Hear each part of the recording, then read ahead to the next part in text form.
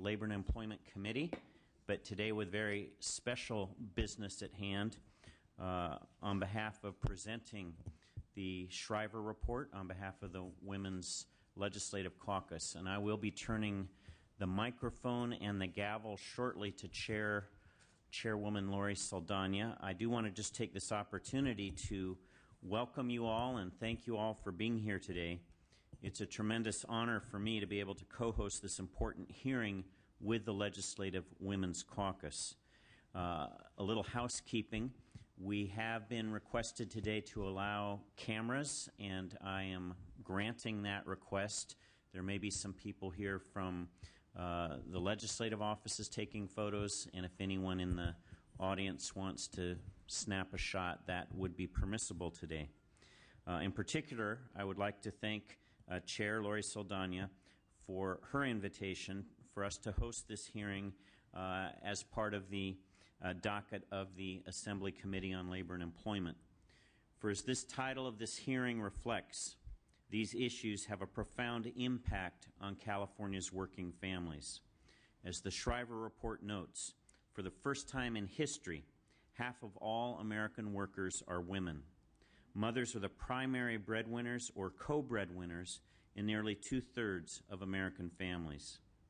But this is much more than simply a shift in workplace demographics. This is a social transformation that affects nearly every aspect of our lives, how we work, how we play, and how we care for one another. In many ways, California can be proud to be ahead of the pack and at the forefront on many of these issues. California enacted the first in the nation landmark paid family leave law under the leadership of Senator Sheila Kuehl. California has unpaid family and medical leave laws and employment and pregnancy discrimination laws that are among the strongest in the nation. So I view this report as an opportunity to step back and be proud of the achievements and progress we have made in California. But we still have a long way to go. Despite our landmark paid family leave law enacted in 2002, we struggle with underutilization of the program, most likely because many families simply cannot afford a wage replacement rate of only 55% of wages. And despite our family leave laws, they have not kept pace with the reality of today's families, where workers are called upon to care for siblings, grandparents, and extended family members. Despite California laws enacted decades ago outlawing gender pay discrimination, women earn just 77 cents on the dollar compared to their male colleagues, a gap which is even larger for women of color, disabled women, and women who are immigrants. And as the Shriver Report notes, and I quote, "An overwhelming majority of both sexes believe the structure of the modern workplace isn't meeting people's needs. Too many women and men who were polled said there were occasions when they wanted to take off from work to care for a child, but were unable to do so." This committee has dealt with many of these issues in recent years, from legislation seeking to increase penalties for gender pay discrimination to bills seeking to expand California's family leave laws, from bills seeking to repair the damage from the U.S. Supreme Court's Lilly Ledbetter decision to legislation requiring lactation accommodation for working mothers. This year, I will be introducing legislation to provide the right to bereavement leave for all California workers, another example of an effort to maintain the proper work-family balance. And I'm proud to say that Assemblymember Fiona Ma has led the charge with her proposals to enact legislation requiring paid sick days for all California workers, an effort I am confident will be successful. It's just a matter of time. So this is a very important and very timely issue that we are addressing today, and I'm hopeful that much of the progress and improvement that is needed will play out in this committee and in the legislature in coming years. Let this be but a first step of our movement in the right direction. I want to acknowledge also the presence of the co-chair of the Labor and Employment Committee, my colleague and friend, Bill Berryhill, and also they will be more formally introduced, but I just want to acknowledge the presence of two of the key contributors of the Shriver Report in pulling it together. Both Karen Skelton and Ann O'Leary are with us today. They'll be testifying as part of one of the panels. It's a pleasure to meet you both. Thank you for giving this dream and vision the reality that it's resulted in. And with that, it's my pleasure to turn the proceedings over today to my friend and colleague, the chair of the Women's Legislative Caucus, Lori Saldana. Thank you, Assemblymember Monning, and thanks to everyone who is here to participate, to testify, to offer public comments. As chair of the Women's Caucus, our caucus has identified caregiving as one of our priority areas. And there are a few areas in the workforce where women's time away is as impacted as by caregiving for either their children, but increasingly parents, even grandparents. And women are called away from work to take care of these things, and it is a challenge both because of the impact on their income and the impact on the workplace, where taking time away to deal with family issues is sometimes considered very different when women make those requests. So what we are seeing now and what this report outlines very clearly, even though women are equal parts of our workforce, they continue to have much greater demands on their time at home. They are more likely to be the financially responsible parent in single-parent households, and yet their incomes have never matched comparable levels of incomes for men with comparable education, skills, training, and that puts a tremendous burden not just on individual families, but really on our social safety net at large. Women continue to experience pay inequity. They have to be very resourceful when managing family responsibilities, again, with less income to provide for health care and other services. And as we have seen, more families are no longer traditional. Whatever a traditional family is considered, two parents, children. Increasingly, we are seeing mixed families, extended families, blended families. But the traditional mom, dad, children family is actually now in the minority of families in not only California but in the country. Mr. Monning mentioned Senator Sheila Kuehl, a true groundbreaker in the area of family medical leave, making sure that every worker had the right to take time away from work to care for families in time of need. And I think it is important that as we have more women entering into public life and policy making, we see these issues come into the forefront, and we recognize just how absolutely essential having a workforce policy in place is to maintain family stability, health care, security. And I look forward to hearing from the people who are testifying today, to share your personal experiences, to share or illustrate a little bit more about the research that was done as part of this report. Thank you for fighting for a better future for our families. We sometimes hear this current economic setback that fortunately we're seeing some improvements. Our revenues in California have improved this past few months.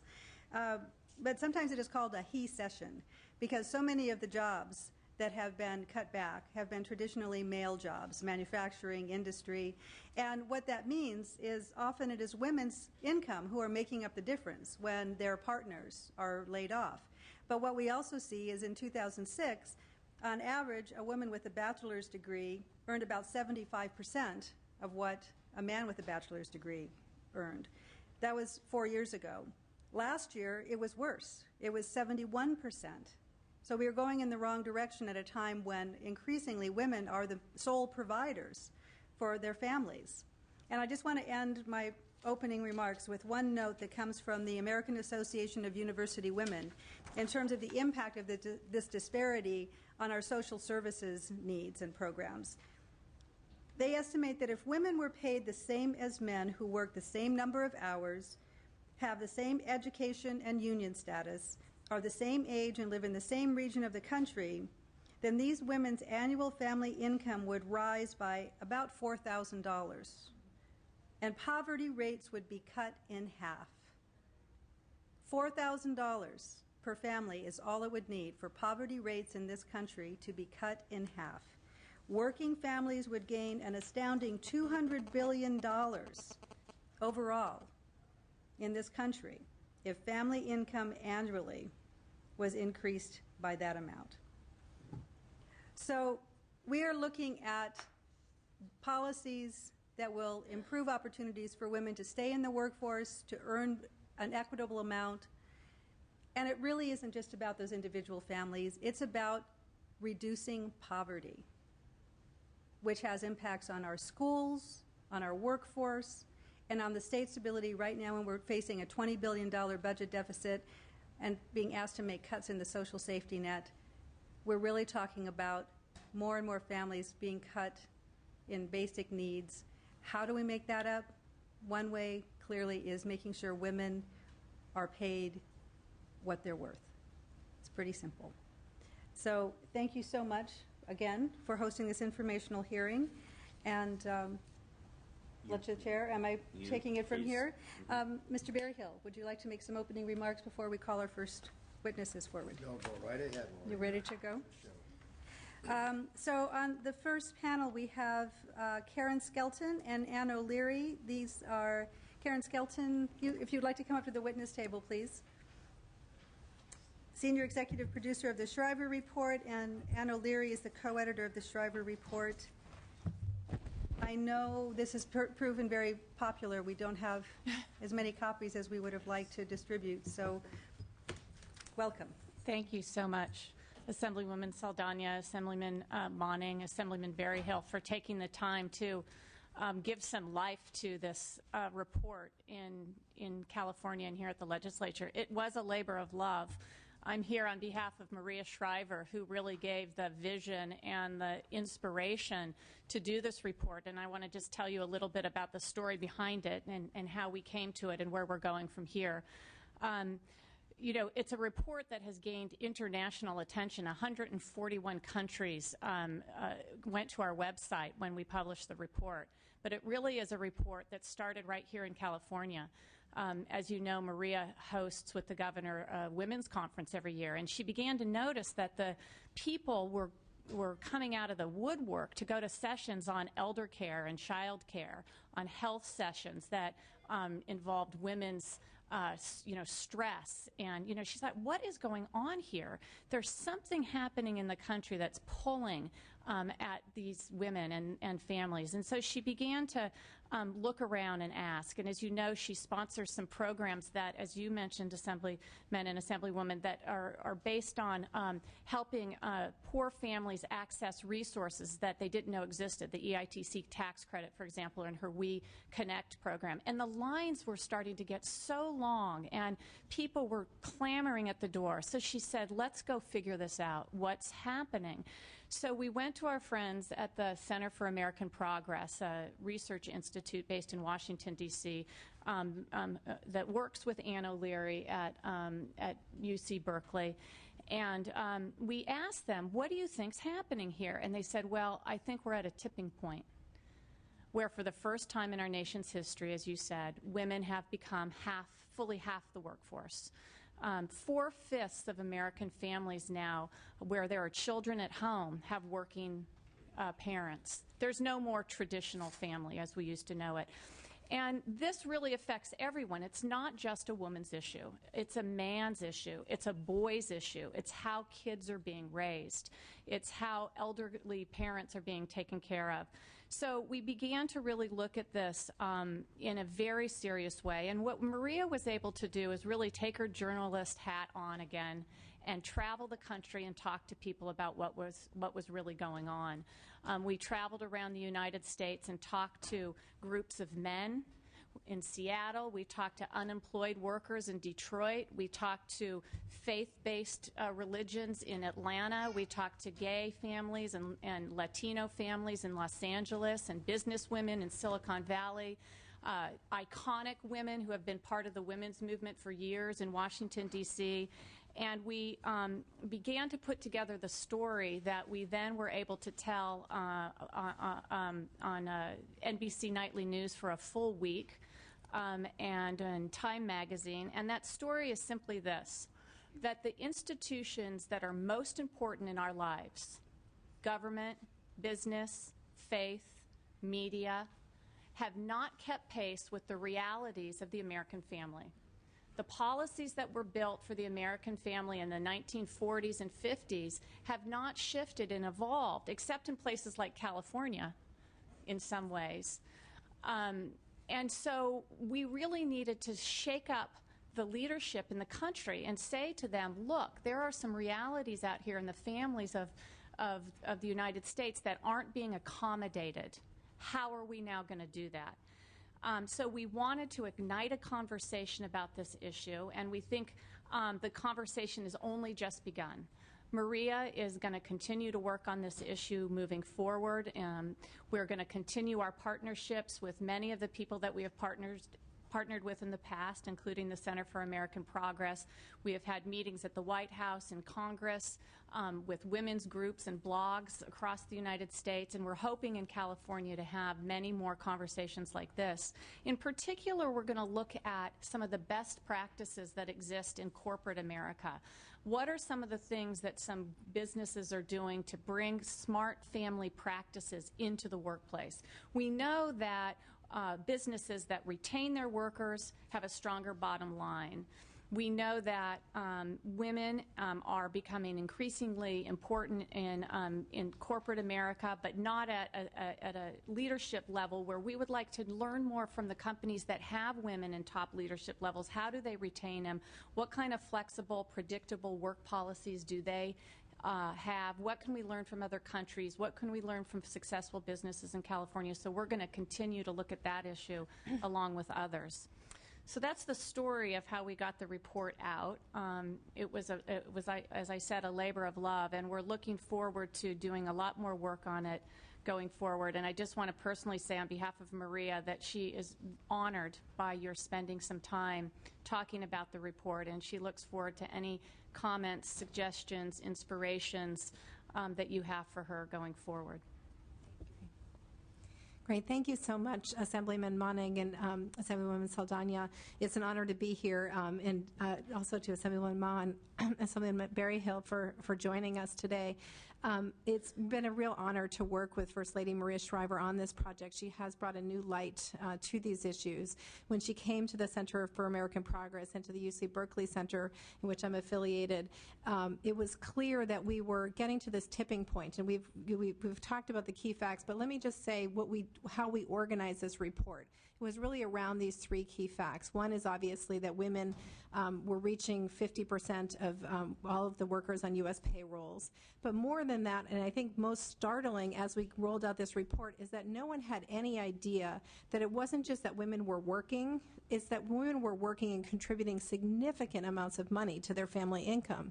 So 4 in 10 families rely on the woman as the primary breadwinner. This was quite startling, I think, to most people, that this is what was happening in our country.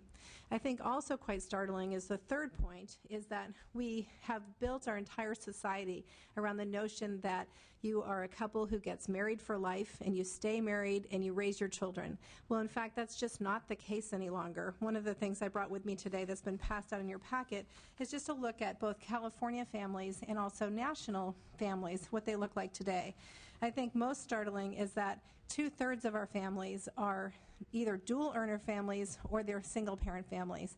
You'll see here on this chart that in California we have slightly fewer dual earner families than in the country, but we have many more single parent families than we do in other parts of the country. So about 1/4 of our families are headed by single parent families. So I think that's a really critical point, and one that we oftentimes don't structure our social policies to think about the impact on single parents. What I think is even more startling is something that the Assemblywoman was speaking about, which is, what has this recession meant for these startling facts? Well, the recession, I think, has meant a couple of things. One is that these statistics are only going to get more stark as we continue along. And the other one is that I think for years in our country, we created social policy with the idea that we should incentivize women to stay home.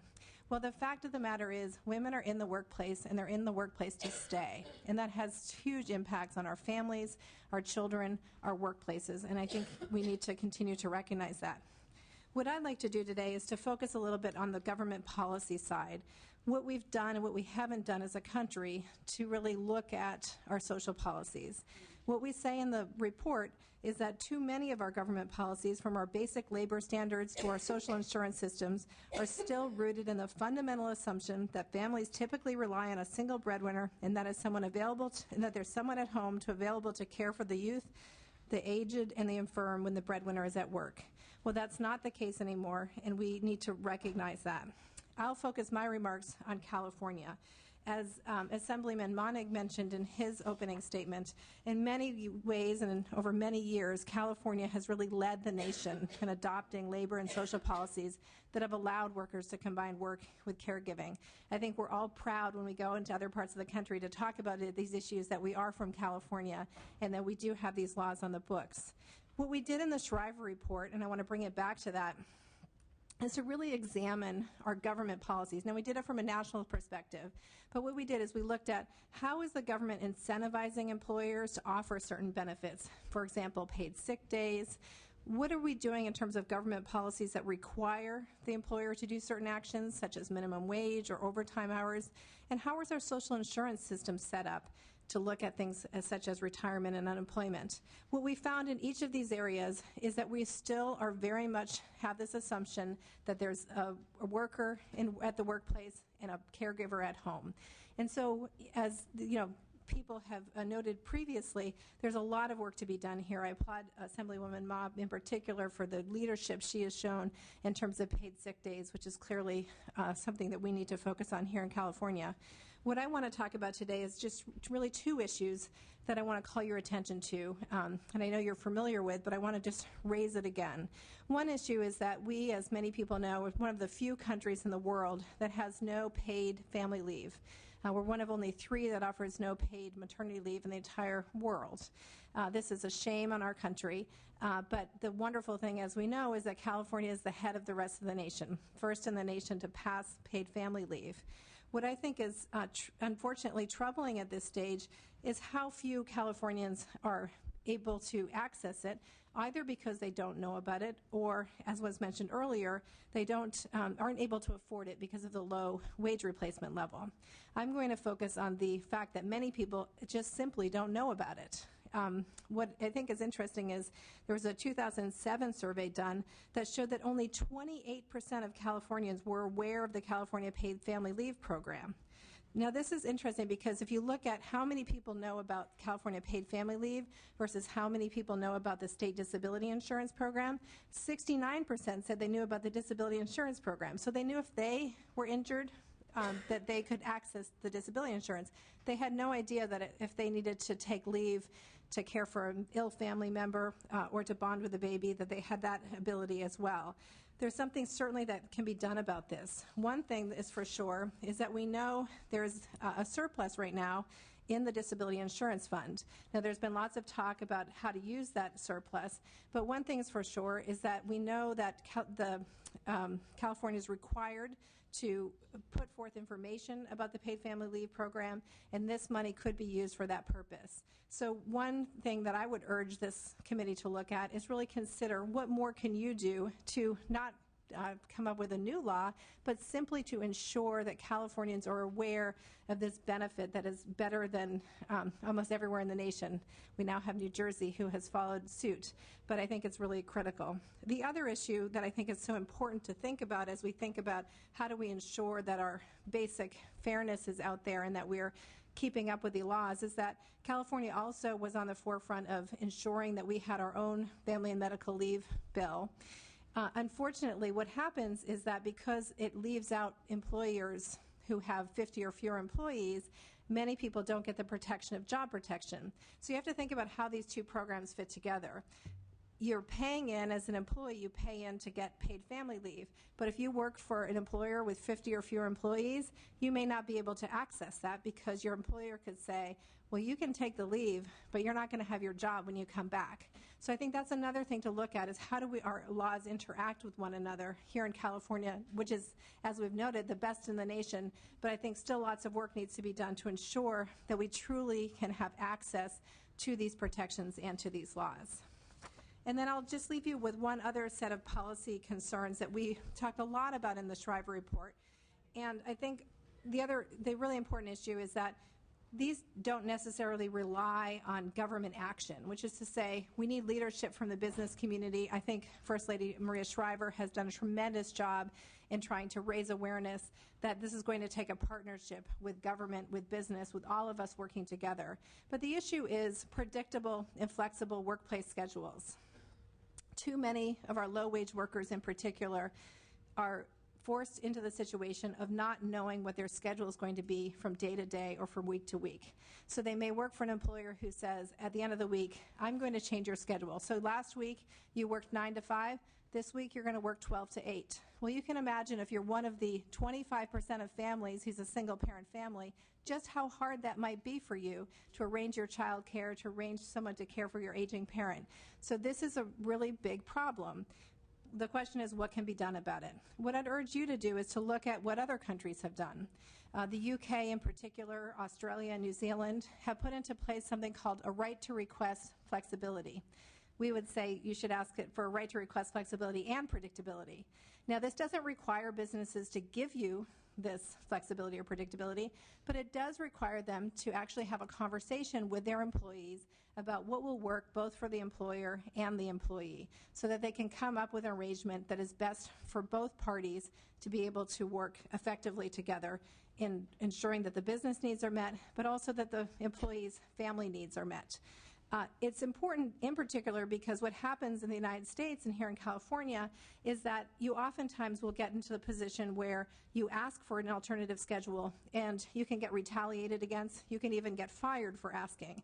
So there's no basic protections against even simply asking for some different schedule so that you can accommodate your family.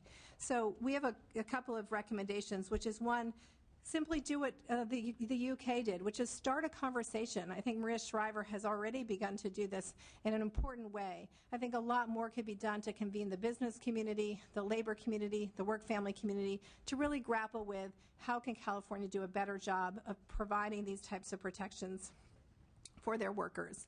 And the other thing that California could certainly do is to take the lead on putting forward legislation on the right to request flexibility. There's only one other state that has considered legislation. New Hampshire is considering it right now.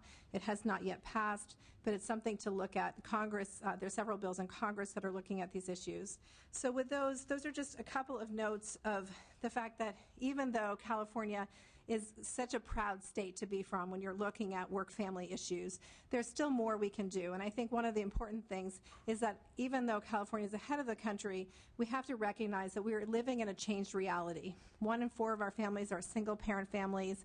We have women as breadwinners, and we need to make sure that we're updating our laws. One of the criticisms that we sometimes hear when we go out talking about this report right now is how can you say these things when we're living in this really difficult economic time? These seem like luxuries that you're talking about.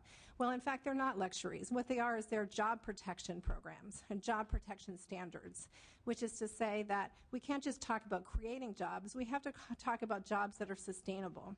And so we're really interested in making sure that the women and the men who have caregiving responsibilities don't lose their job as a result of these caregiving responsibilities.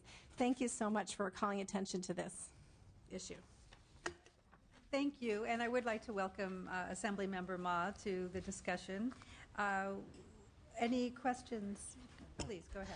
Thank you very much, and I'd just like to thank Maria Shriver for her leadership on women and children and family issues.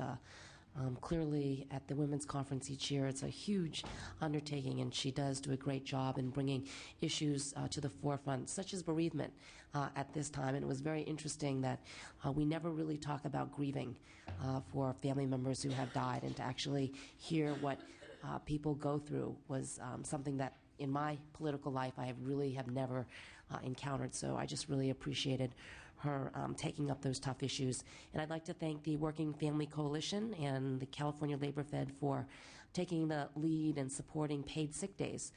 Today there are 6 million workers who cannot take a day off if they are sick. And whenever I talk about the legislation, I look around the room at my colleagues here and the legislative staff, and we are lucky that if we get sick, we are able to stay home, and we tell our staff members, stay home because we don't want everyone else to get sick.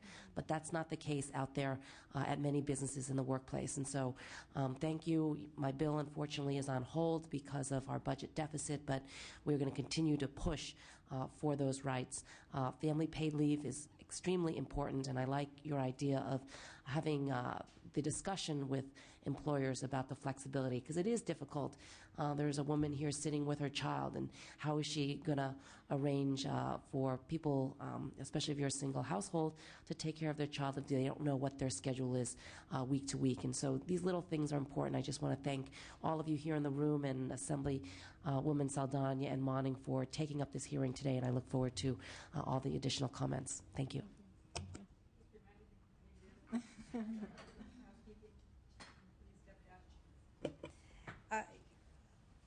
I just want to comment, you mentioned that the response to the proposals that the report is bringing forth is, this is not a good time.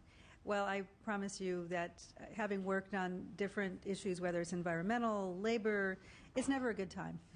And the thing is to always focus on what will be a better time, creating that better time, because whether it is protections for people, and often there's overlaps, protections for people, for the environment, and this report makes it very clear, exposures in the workplace to toxic materials. There's a lot of things that people will say, this is not the time to take that on, but we have to keep focused on improving things for the future. So thank you so much for bringing forward such very basic and solid information to help us as policymakers implement some of those changes. Thank you. Thank you very much. Thank you. Our next panelist is Claudia Zamorano.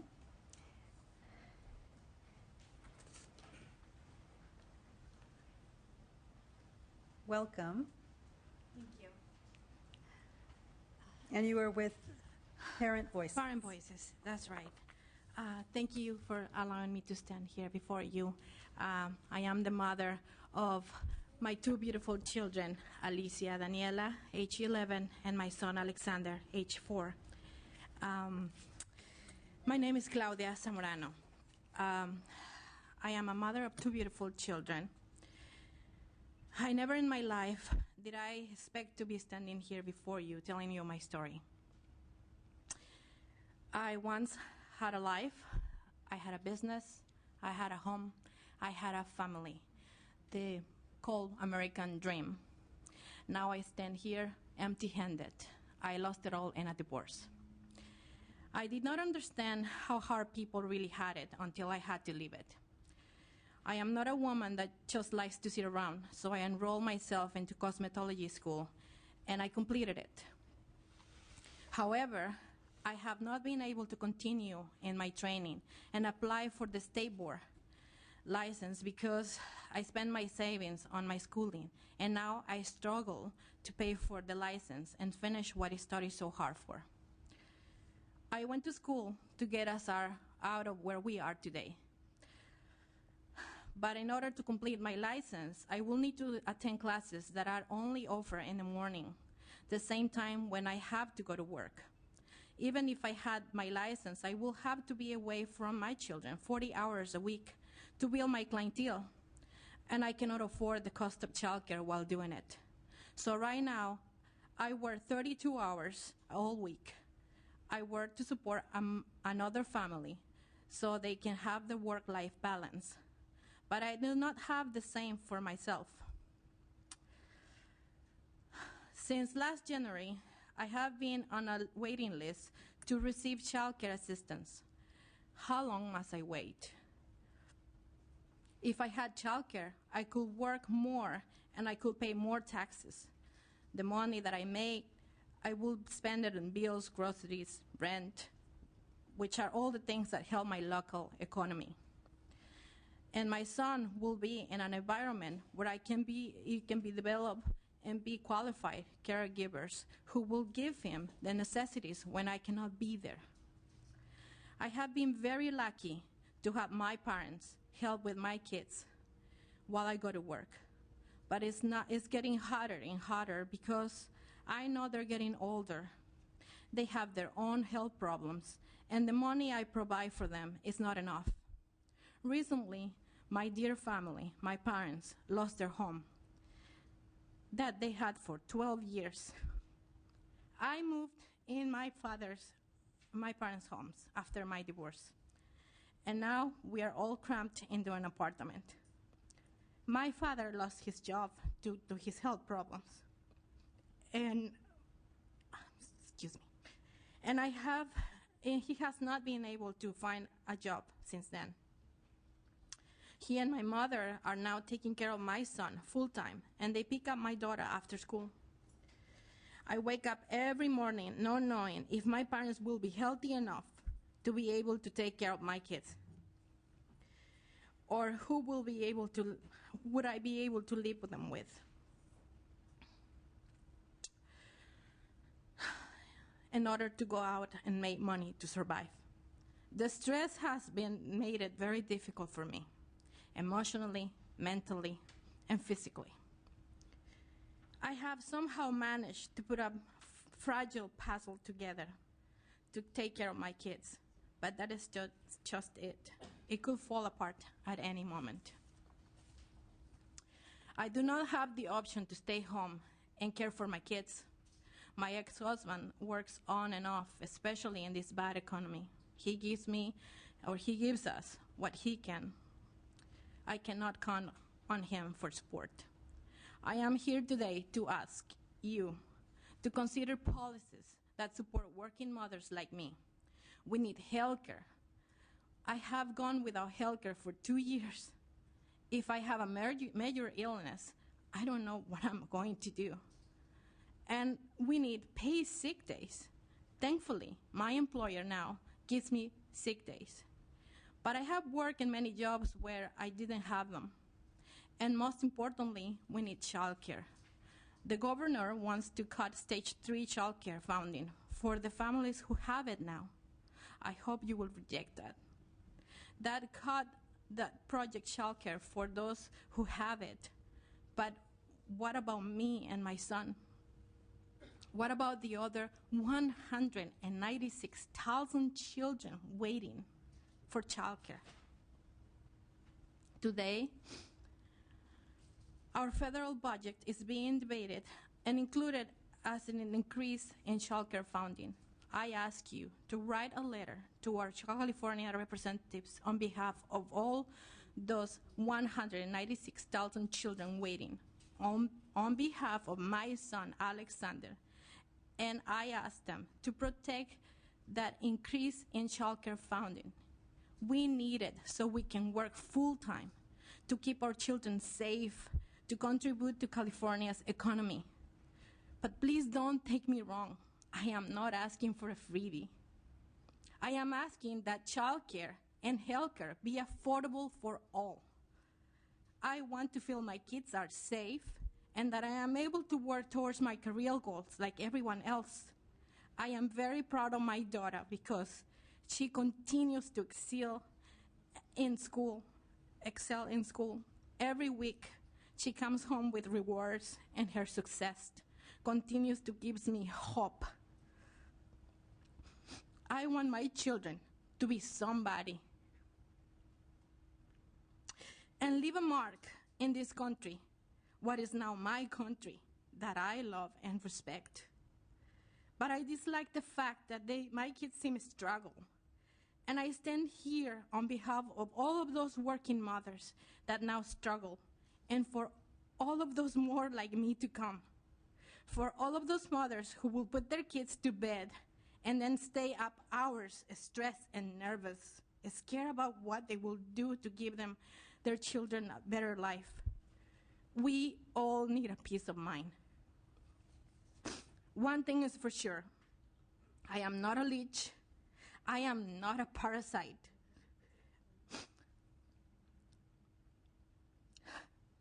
I am Claudia Zamorano, a woman, a warrior, but first of all, a mother. Thank you. Thank you, and thank you for representing so many women who are in that same situation. And your children are very fortunate. They have a woman who is a warrior, who is their mother, who is showing them that you need to stand up for what you believe in by being here. And you are putting clearly so much on the line every day when you go and take care of another family's children. That is what you do for 32 hours? You are, Yes, yes, I am a nanny, yes. And, but it raises a question for so many families. If you're looking after another parent's children, another family's children, then your parents, and you mentioned... That is the irony of it all. Yes. And I think that the policy of childcare is very problematic in this country. We look at other countries that have much more understanding family leave for children. And so thank you for illustrating that with your personal story. It is very important that we hear from you. So thank you so much for No, that. thank you all. Thank you. Ms. Ma, any questions? Or Oh, I'm sorry. no, that's all right. Thank you.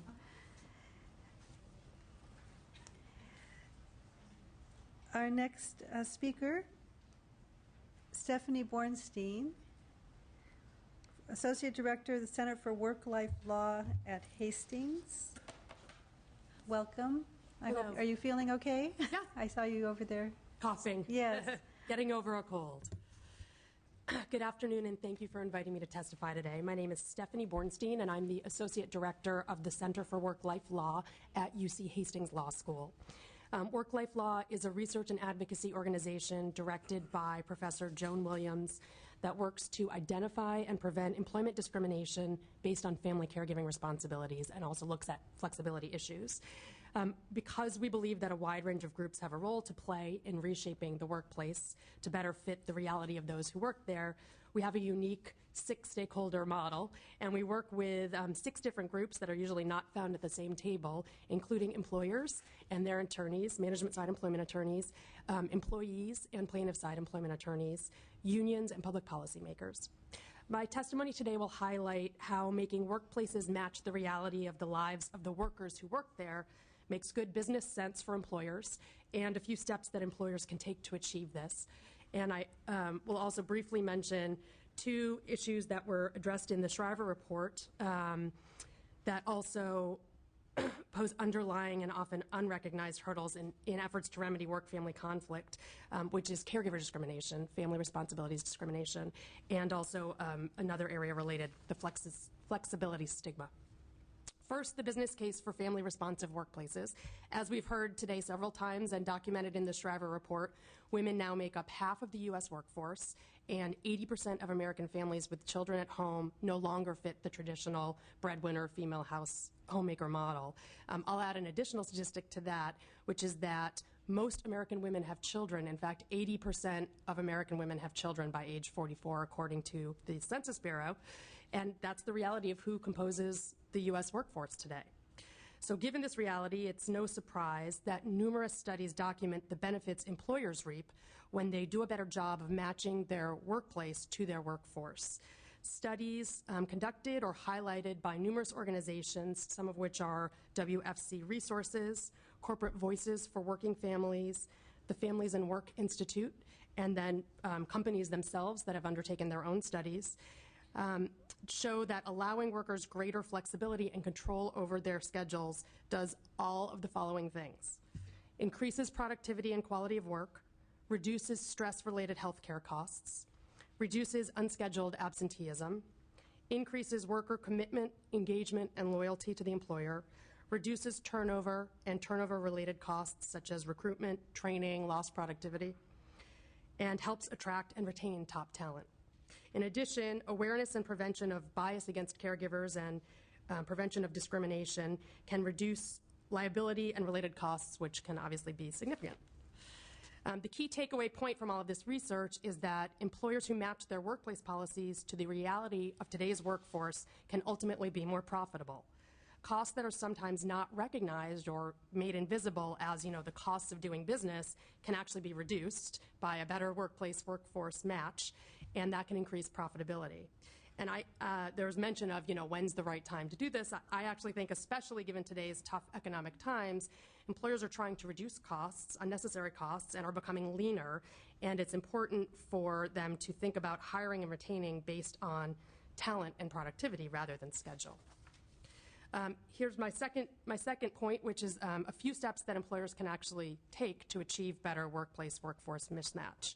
Oftentimes, people think that flexibility is only available or workable in professional jobs, but that's actually not true. Employers and workers in all industries and all wage levels can benefit from flexibility and preventing caregiver bias. It just looks different in different jobs. My center did an analysis of work-family conflict that arises in union arbitrations, which focuses on middle-wage workers and unionized jobs. And we came away with 4 suggestions.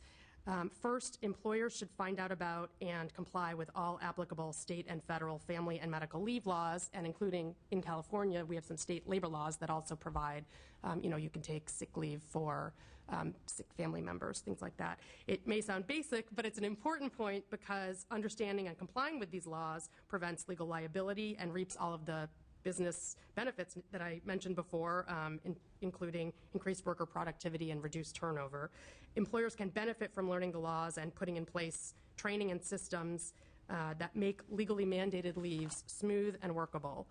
Most employers want to do the right thing, and as Claudia just demonstrated, most employees want to work. So a short-term leave is just that. It's a short-term manageable occurrence that, if handled well, can actually lead to significant benefits in the long term for employers.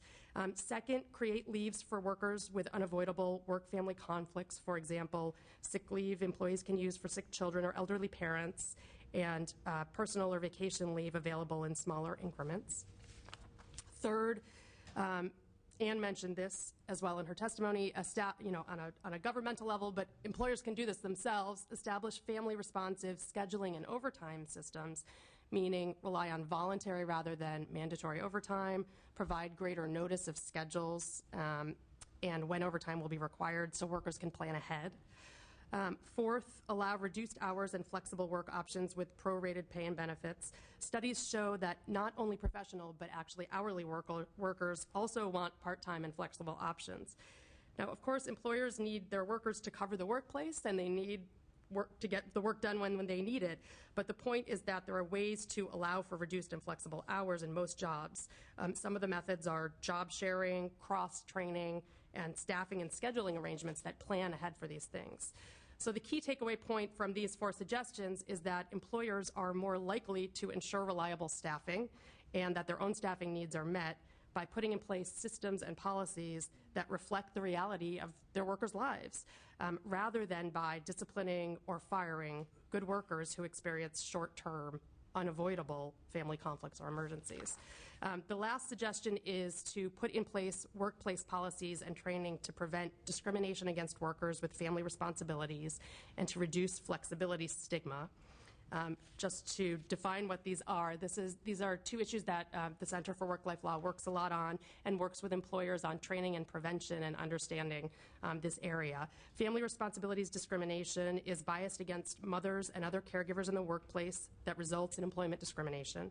Pregnant women, mothers and fathers of young children, or employees with aging parents or sick spouses or partners may be rejected for hire, passed over for promotion, demoted, harassed, terminated, despite good performance because their employers make personnel decisions based on stereotypes or assumptions about their commitment, their talent, their reliability based on their family responsibilities. This is triggered most heavily for women who are mothers, but it also has a negative impact on fathers who want to take an active role in family caregiving and step outside the traditional breadwinner role. FRD is a growing problem affecting so many workers and employers because of the changing demographics of today's working families. Lawsuits are on the rise, and that's not good for anyone. And the last thing I'll mention is the issue of stigma against those who work flexibly. Flexible work arrangements have been around for a long time, and a key stumbling block to their success is that employees often encounter bias or marginalization when they try to work part-time or flexibly. And this stigma sort of mirrors similar assumptions that happen to mothers in the workplace, that people who want a reduced or part-time schedule are going to be less good workers. And as articulated before, there are many bottom-line business benefits for flexibility without stigma. And flexibility is also key to helping workers meet both work demands and caregiving demands successfully, which is good for employers. Employees, unfortunately, will be deterred from using workplace flexibility policies if they do so at their own career peril. So this is an important point for employers to be mindful of when they're instituting flexibility that can actually add to their bottom line. Employers and workers both benefit when the workplace matches the reality of the workers who work there, and caregiver bias is addressed and reduced. Thank you very much for the opportunity to testify. Thank you. I have a question about the changing workforce, specifically the aging of our workforce, because we are looking at the baby boom generation working its way through. Are you seeing any, as more people are getting into the age of having more health needs just on their own, of caring for spouses who may be having needs that are different in an older age group? I think that's a really good point to remember, that that's another key component of caregiving responsibilities. And indeed, the demographics are showing that the population is aging. People are getting turned out of hospitals quicker and sicker. And this is definitely going to be an increasing burden on workers. And I think the key point is workers want to work, and they want to be good workers, and they want to be good family members. And it helps businesses if they set up systems that allow them to do that. But you're not seeing evidence that this very clear demographic shift is impacting business policies or workforce? You know, I can't answer that question off the top of my head. I could certainly look for data and get back to you. We are seeing an increase in, my center tracks lawsuits based on caregiver discrimination, and we have seen an increase in the number of cases brought by people caring for their elderly parents. So it's definitely a growing problem. In terms of how it's impacting business, I can't answer you right now, but I would certainly be able to get some statistics and get them for you. Okay. So, well, thank you for your testimony, and please make sure I'm open to your information and data as you go along. And again, it helps all of us making our policy decisions. Terrific. Thank you very much. Thank you. So this takes us to our final speaker. What does this mean for California? Netzi Firestein? Firestein. Labor Project for Working Families. Welcome. Thank you.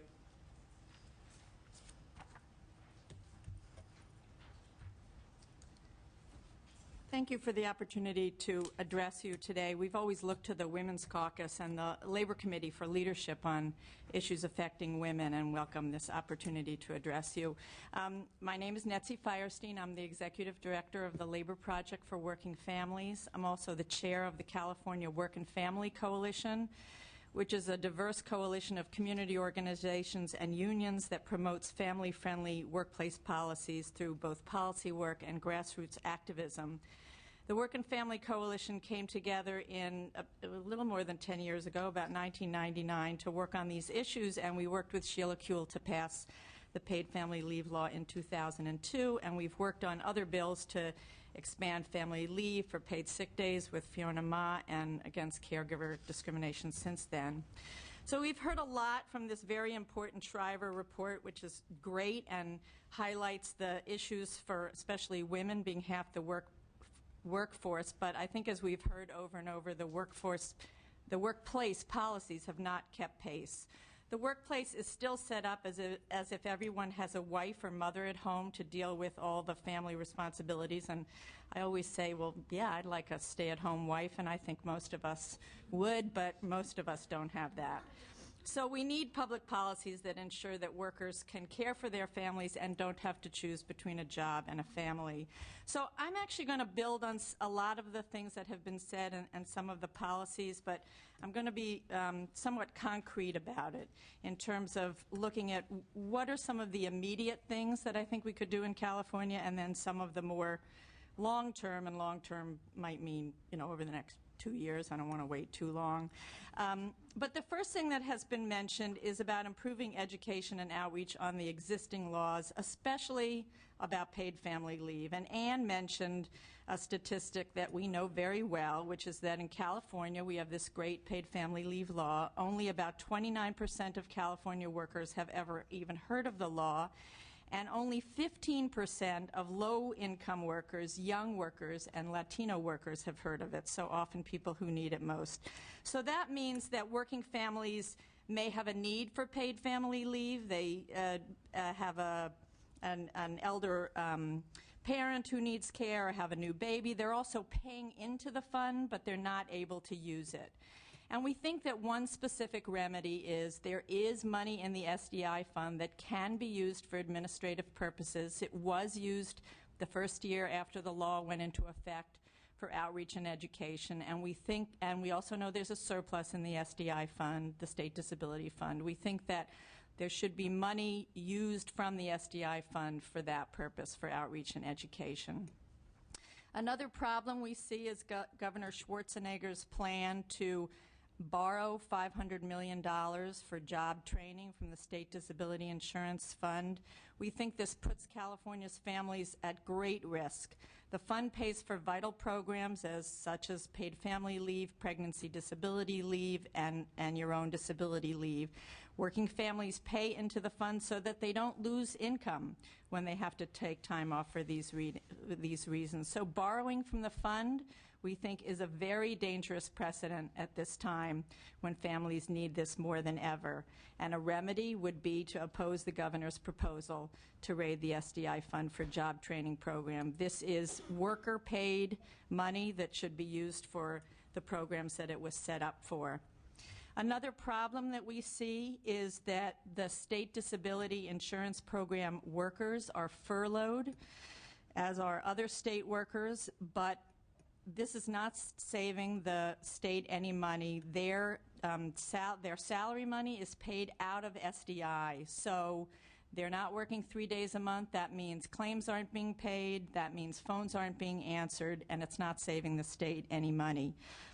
We know from colleagues at the SDI fund that they have a 400% increase in backlogs of claims from last year, and that some of us who are advocates have seen a huge rise in our hotlines for workers who can't reach SDI, so they're calling anybody else who can give them information.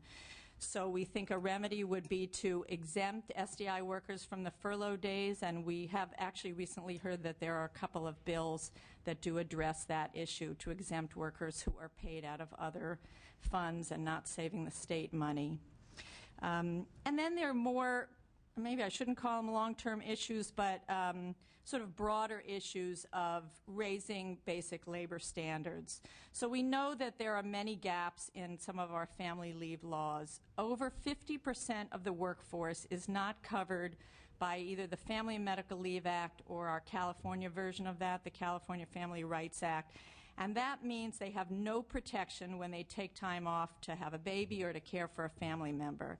So that actually means that you could get paid family leave and then you could get fired from your job. And that happens all the time. The other thing that we know happens is that people don't even take paid family leave because they're worried about losing a job. So this is something that we need to match up together to make sure that when people take paid family leave, they have job protection and a job to go back to. As I think Assemblyman Monning addressed in his opening remarks, it's also a very narrow definition of family leave. We know that California families are no longer, a man, a woman, and 2 parents, and 2.2 children. People have siblings to care for. Some of our family leave laws don't even let you take time off to care for an adult children. People are caring for grandparents, in-laws. So we need to think about and expand the definition of family. And also, as was mentioned before, we do think that the wage replacement of 55%, which is what SDI pays for paid family leave, may be too low, especially for low-income workers. Some of us have sick leave or vacation leave that you can use to kind of match that up and get more of your salary. But if you're just completely dependent on that wage replacement, it's very low. And other states are exploring whether you could have a different amount paid out for different income workers. Paid sick days, which our champion Fiona Ma talked about before, is a key minimum labor standard. 6 million California workers, that's 40% of the California workforce, doesn't have any paid sick days either for themselves or to care for a family member. And, when I think about this or talk to people about it, imagine having a sick child at home and you have to figure out Do I lose a day's pay? Do I send the kid to work sick? Or, I suppose some people might leave a sick child at home. That they're just like draconian choices to face, and workers shouldn't have to choose. It's clearly a public health issue. There's been a lot of publicity about that, going to work sick, spreading illness, children going to school sick, making other kids sick, making teachers sick. You can see the domino effect. And it's also an economic issue, which I think somebody mentioned earlier. In these difficult times, you don't want people to lose their jobs. You really want people to hold on to their jobs. You don't want somebody to get fired because they took a sick day or stayed home to take care of a sick child. So in these times, these are important economic issues. And as Fiona Ma mentioned, she introduced AB 1000 last year to allow workers the right to earn paid sick days to care for themselves or a family member, and we hope to continue to work with her about that. We've done some legislation around caregiver discrimination, which Stephanie Bornstein just talked about, and we think that's another important issue. Some other issues that I think should be on the table are equity for part-time workers. So when people talk about, part-time work is often a good way to deal with family responsibilities, but if you lose your health care, you lose your benefits, it's not a possibility. The right to flexible work hours, which we've talked about, and I won't go into, but I always like to sort of kind of underline the fact that we want to make sure when we're looking at flexible work hours that the worker has control over their work hours, that flexible work schedules is not when an employer says, oh, well, work this schedule one week and another schedule another week. So you need to make sure their workers control on that. And then, as Claudia very eloquently put, I can't put it any better, is we need to look at our child care systems and our elder care services for being accessible, affordable, and quality, which means having well-trained but also well-compensated workforce who are caring for our most precious family members. So just to sum up and kind of reiterate, the priorities right now would be using money from the SDI Fund for outreach and education on paid family leave, to exempt state disability workers from furlough days, to deal with the backlog, and again, not saving that. It doesn't save the state any money to furlough those workers, to oppose the governor's proposal to raid the SDI fund for job training purposes, and to think about legislation over the next couple of years on paid sick days, improving and expanding family leave laws, prohibiting discrimination against caregivers, and affordable and quality child care and elder care with a well-compensated workforce. Thank you. Thank you. Thank you all for the information that you've provided. Ms. Ma? I just want to thank Netzi for all of your leadership and advocacy and hard work. She is always here in the Capitol at all of the hearings supporting working families and children. And one of the things I think we failed to mention is that a lot of the schools and the preschools, the daycare centers, will not take a child if they're sick. So it's not only that the parents, may want to, so they can go to work, but they are also prohibited from, allowing their child to go to one of these programs.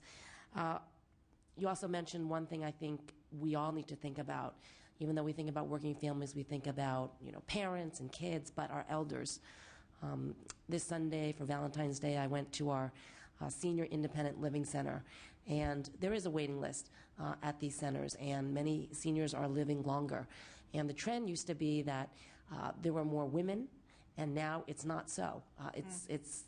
There are more men also at these facilities. So we just have to really think about what we're going to do in terms of funding many of the programs and the services that our elders need as well. So thank you for bringing that up. Yeah. Thank you. Thank you. And at this time, I'd like to open it up. And if anyone is in the audience that would like to offer a public comment, their perspectives, experiences, information that they think would be important for us to hear today. Please come forward, yes, and state your name. Good afternoon. My name is Mary Ignatius, and I'm the statewide organizer for Parent Voices. I want to echo a lot of the comments that happened earlier regarding paid family leave. I greatly benefited from that program. I have almost a 7-month-old son named Noah, and I was able to stay home for 3 months, and I was able to supplement the 55% using sick and vacation, and that was because I worked in my job for 4 years and didn't take a lot of vacation. So I was able to cover that, but a lot of workers can't do that at 55%. So instead of raiding the fund to create a job training program, which there are tons of job training programs out there, please keep the money in the SDI fund so we don't undermine this greatly progressive, amazing, wonderful benefit for working mothers and working families. And I would just like to share a story of a parent who wasn't able to come today, and I think she illustrates what's happening with this economic recession to all families regardless of income. Thank you for listening to my story. My name is Melanie Collette, and I am from Santa Rosa, Sonoma County.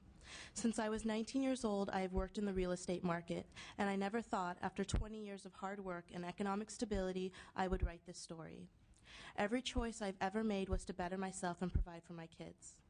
But recently, the real estate market and the economic recession have hit me so hard. My income began to decrease, and the economic stability I once knew started to fall apart. I put myself through school, I bought a house, I dedicated my life to a career. Never would I believe I would one day have to make a choice if I could afford to send my daughter to childcare. She is going to suffer, and the economy has taken such a toll on working families. I called my local childcare agency to see if I could get help paying for childcare. The first time I called, they said I had made too much. Then my income decreased again, so I called back. This time I qualified, but joined 3,000 other children who are waiting in Sonoma County. Yesterday, I was given the choice to either take a $1,000 a month decrease in pay per month or lose my job. I took the decrease, so it's official. I will pull Brianna out of childcare today. So now I can no longer afford to pay for childcare out of my own pocket and don't know what I will do with my daughter while we wait for help. Please be a champion for childcare. There are so many families like mine who are struggling in this economy. If I can get help, I won't have to take another pay cut or eventually quit my job. Childcare keeps California working. Thank you. Thank you. Hi, I'm Leah Benz. I am a Parent Voices organizer from Marin County, and I'm going to read a story from a parent who also could not be here today, who's actually from Sacramento. My name is Catherine Ellis, and I am finishing my associate's degree in early childhood education while supporting my mother, Karen, and my 6-year-old daughter, Donna. And since 2007, I have been an active member of Parent Voices, a group that advocates for high-quality, affordable child care and economic stability for families. In the face of a $20 billion more in state budget cuts, I am once again ready to defend the programs and services that have helped me achieve my education goals and care for my family. Cuts to public transportation and community colleges have forced me to attend classes at 4 local campuses to complete my degree in May. Because I don't drive, I ride 2 to 3 hours on Sacramento Regional Transit to get to one of my night classes. There are no buses running that are within walking distance after 6, so I'm fortunate to be able to get a ride from a friend to a light rail station, but it takes me an additional 2 hours to get home from there. Despite the transit challenges, I am determined to finish with good grades. I only missed 1 day of classes last semester. I am already planning to continue my education so that I can assist children with special needs. I hope to get a job as an instructional assistant in the classroom.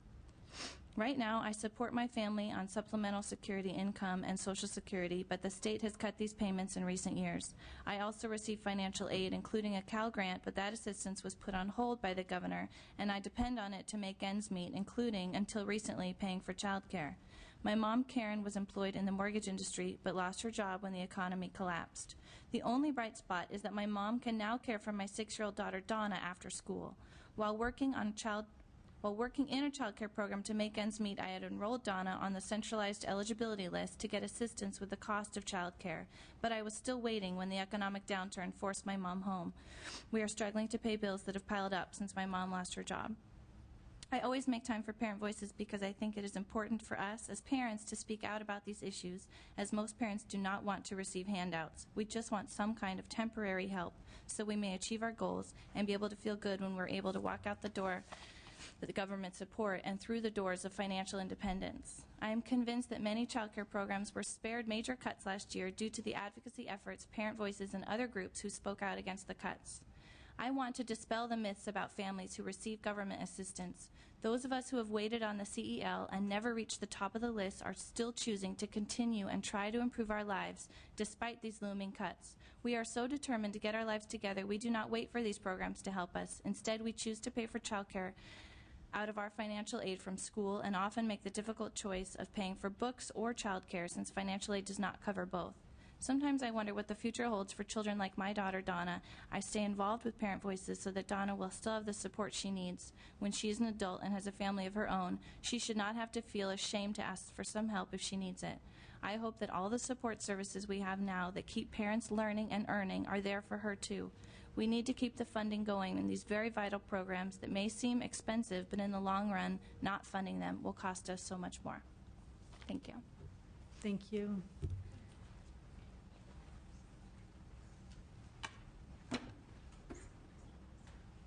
That has been a very quiet baby.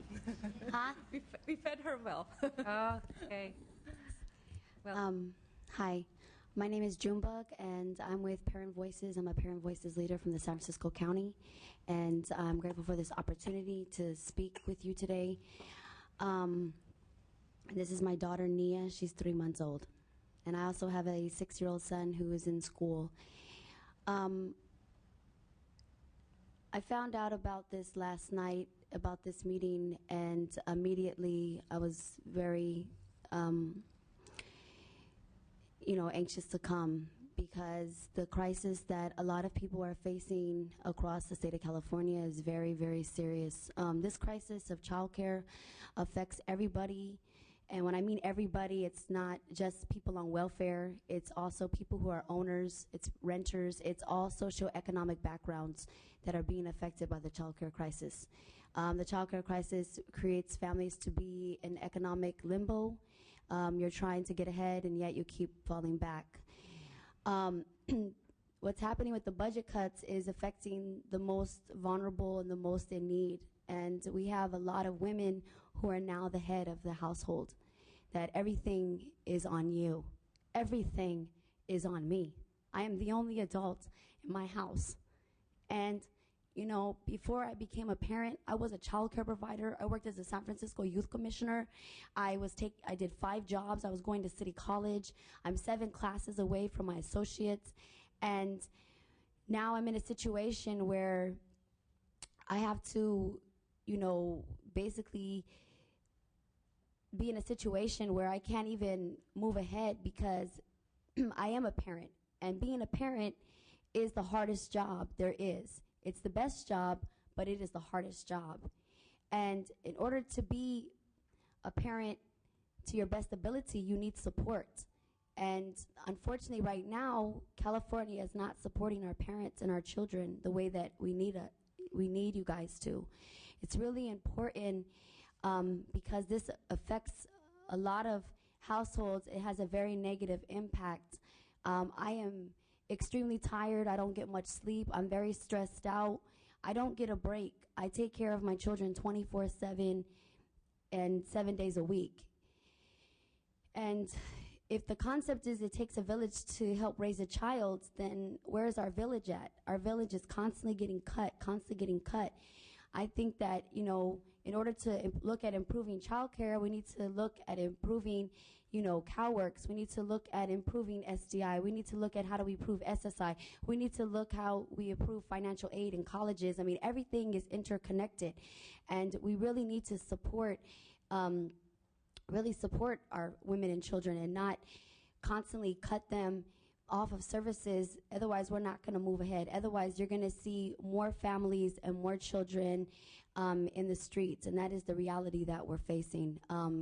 CalWORKs, for instance, the money that I get on CalWORKs is already 50% below the poverty line. If that gets cut even more further or get completely eliminated, then it's like, that's already below the poverty line. So it's just like, basically, it's killing. It's abuse. It's basically telling somebody you don't have a right to exist and you don't have a right to live. And every person is valuable. Every mother, every child is valuable regardless of their socioeconomic background. And there's a lot of us who are working really hard and trying to get ahead, and yet every time we do, we keep getting kicked down or we get a door closed on us. And I just really, urge others to, take this to a level to where we have some better legislation that can really help support us to keep our safety network strong so that we don't end up giving our children up for adoption or become homeless and all these things. This is what's happening. I mean, this is causing a lot of women and children to have mental health problems. Mahatma Gandhi said it best. He said, the most worst act of violence you can do to a human being is poverty. And when you cut someone's safety network who's trying to get ahead, you're basically saying you're not worth anything. And that's not okay. We're all valuable and we're all worth something. I didn't come here today prepared with some fancy speech to give it in some fancy order or dress nice up in a suit. I came here to tell you that we really need your help. And it's a very serious situation. There's a lot of parents who really love our children and we want to do the right thing and we're trying so hard, and yet we're constantly getting cut and constantly getting cut. My daughter is a maximum family grant MFG baby, so basically for me and 2 children, I only get $561 a month. And my son gets the subsidy, but because she's MFG, I don't get a child care subsidy for her. And when my son was applicable for child care, he was on the cell list waiting and waiting and waiting and waiting and waiting. We have about 300,000 children in the state of California that are waiting and waiting and waiting for child care. And no one should have to wait for care. There's a difference between wants and needs, and all we're asking is for help to support our needs. Thank you. Thank you for your testimony. Is there anyone else who wishes to testify? Hi, my name is Maria Luz Torre. I'm from San Francisco. Hi, Assemblymember Fiona. Yeah, we worked hard in San Francisco to pass paid sick days, and I'm glad that you're bringing it to the state level. And also, thank you for having this hearing. I work with other parents in San Francisco. Junebug's one of them, and I myself struggled with childcare. When I first became a parent, I was a full-time mom for the first 3 years of my children's life, and I wish I had the choice of staying with them and bringing them up until they're ready to go to school, but that's not the situation. I remember at the congressional hearing that Lynn Woolsey held in San Rafael, she's told her story about waking up one day and having 3 children, all under 5. And she was told by a social worker, we have a job for you, but don't tell them about your childcare situation. She didn't have any, so she lied about it. She got the job. She came clean afterwards when she was sure that she's gonna keep the job. She was paying someone to check on her children. And what she said was, that was 50 years ago, and things haven't changed much for women. I think we really need to look at that. We know that majority of workers are now women with children, and majority of childcare providers are women, because they're the traditional caregivers. So we hope that we will support them. And also I'm gonna tell you a story of 3 other parents who are not here today. They cannot come here because it was short notice, but I'm bringing their story. One mother I know used to work for AIG, but was included in downsizing. She was making $65,000 annually, and then she went to unemployment. The family stopped having birthday parties for the children and saved money by shopping for household items at the dollar stores instead of the mall. They now qualify for food stamps. But many families are embarrassed to get food stamps. There's a stigma attached to it. So we're trying to make sure that families use food stamps, because in California, I think we only utilize about 50% of it or even less. So we need to maximize that. We need to let people know that if they're qualified for food stamps, they need to apply. And the children who were not used to this, and they were really miserable and depressed. And Gina herself, who is this mom, to keep her upbeat spirit for her children. But one day she injured her foot and needed medical attention, and she had to be super brave not to show her children how she was hurting, not only physically but mentally as well. She also lost her child care because now she's a stay-at-home mom. Another mom I know, Willow, was also downsized when the nonprofit she worked for 9 years lost funding. And so she decided to go back to school to get into the nursing program. She does not know what she will do or when her unemployment runs out. She has 3 children, ages 10, 7, and 2. And in the meantime, she was able to keep her child care assistance because she's going to school. Without child care, she said their world will just collapse. Her husband works part-time as a mechanic, which is not a steady source of income.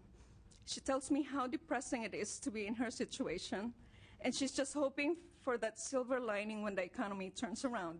Well, we are all hoping. And instead of giving out candies for Halloween, she and her children made candied apples to sell. I know because she dropped by my house and sold me some of them. But she said that people just turned away. Nobody was buying. And she figured that the other children were also turned away by their parents because candied apples were not in their budget. What started out as a fun family activity, and she thought a creative way for her kids to have some money, was embedded in her mind as another depressing, almost humiliating moment. And I think it's the reality of the economic recession, but then also families like this need more support, and we have to keep the services that are supporting these families. A third mother I know who lost her job found a weekend part-time job in a car dealership after 6 months of searching. She's still worried because she does not see a lot of people walking in to buy cars. People are looking but not buying. And she and her daughter live with her parents, and she's able to cope because they live in affordable housing. Without that assistance, it would be very tough for her family because her parents don't have medical insurance. They're not old enough to qualify for Medicare. Last week, her mom was in extreme pain because of gum infection. And I was available to drive them to the dentist, and I can just sympathize because my own mother went through this same pain. My mom has Medicare, and that helped her. But all her life, she was a working mother. She was a teacher before she came to this country. And at age 75, she still works on call at the senior center. But somehow she does not consider herself a senior. She's still very energetic. And she has this urge to work, and so she volunteers about 80% of her time. And so I told her, it's like, they're not going to pay you if you show up anyway, even if they don't pay you. And, you know, she's just lucky that she has 10 children, and one of them, 10 grown children who can support her. But not everybody has the support system that my mother has.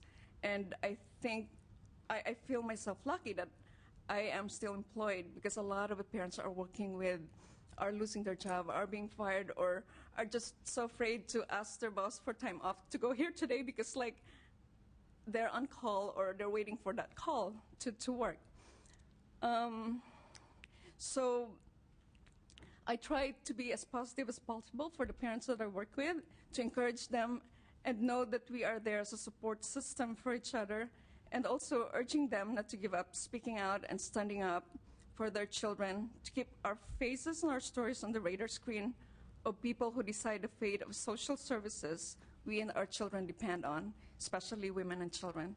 So we really thank you for holding this hearing, and we hope that our stories will help you do the right thing and continue to support families for working families and working mothers. Thank you. Thank you for your testimony on behalf of the other families, the other women that you are representing. Thanks to all who have testified here today and presented their information from the report, and also, just as critical, information from their daily lives and the reality of lives in California. As I mentioned earlier, we are seeing a turnaround in just the last month. We are seeing some things improve on the financial front in California. The Women's Caucus has always been at the forefront of holding the line on services like child care. Someone mentioned the food stamps, or what are the Supplemental Nutrition Assistance Program, as it's formally called. And we do need to do a better job of encouraging families who are eligible to use that, because every dollar of food stamps translates into almost another dollar into the local economy. So thank you, $1.74, which means that the federal government, which is encouraging more use of this, would in fact be bringing in the money that, in the case of California, often we leave behind on the federal budget table. It doesn't come back to our state, and one way to do that is to encourage more families to sign up for this. It also encourages better nutrition. It encourages, and we know that better nutrition means healthier families, better work productivity, better performance in schools. There are so many things that are tied in with healthy nutrition. So this hearing, we don't have much time. We scratched the surface. Ms. Ma, I thank you so much for being part of this. Would you like to comment as we wrap up here as well? I'd just like to thank Lori Saldana. She is chair of our Legislative Women's Caucus, for everything she is doing to help raise the awareness and issues. And we are facing difficult times. And as you were all talking about Medi-Cal and healthy families and CalWORKs and Cal Grants, it's very, very painful for all of us. And none of us got elected to make those cuts. And we stand with you. We're doing what we can to preserve as many programs and services. And we hope that the economy gets better sooner than later. So thank you all for coming up. Maria, Parent Voices, Junebug, Netsian, and all the other folks. Thank you.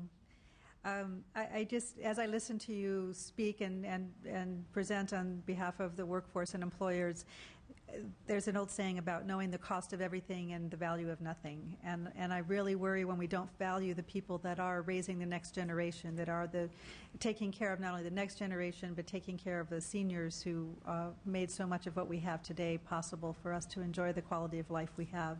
So I think if we really do want to have strong family values, it needs to start with strong workforce policies that support families. And the families clearly are different than many of us grew up in. We're not fortunate enough to have stay-at-home moms. We're not fortunate enough to have single income support us. So we need to be adjusting, and the purpose of this hearing really was to help us understand the direction we need to go to adjust our workforce policies, our state policies in a better direction. I'm ready to conclude. I did want to make one announcement, and that is that we will have another Women's Caucus hearing on Tuesday, May 4th. We will be looking at maternal health, and we will be doing that along with the Health Committee. And, of course, that's very closely related to what we discussed here today. And there is a study that we are just starting to look at that indicates that maternal mortality rates are increasing in California for the first time in many years. That's of great concern, not just to the Women's Caucus, but I think to everyone who is looking at health outcomes at a time when health care is being debated at the state and federal level. So thank you again very much for your testimony. That concludes our business for today. Thank you for your participation. We are adjourned.